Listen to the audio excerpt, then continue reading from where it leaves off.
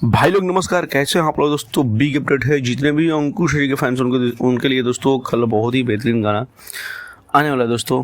आप लोग देख सकते हैं नीमन भोजपुरी यूट्यूब चैनल से दोस्तों कल 6 बजे यानी कल यानी 16 तारीख को 6 बजे नीमन भोजपुरी यूट्यूब चैनल से बहुत ही बेहतरीन चैता सॉन्ग दोस्तों, इस साल का सबसे पहला अंकुश जी का चैता सॉन्ग कल रिलीज होने वाला है। तो आप लोग जितने भी अंकुश जी के फैंस हैं आप लोग देख सकते हैं, इस वीडियो को ज़्यादा शेयर कीजिएगा।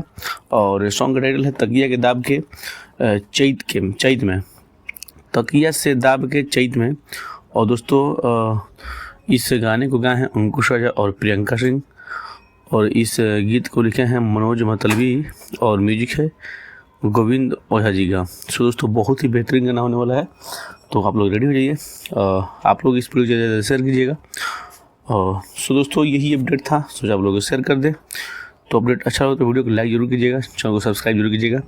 तो चलिए मिलते किसी नेक्स्ट वीडियो में नेक्स्ट अपडेट के साथ, तब तक बाय, टेक केयर।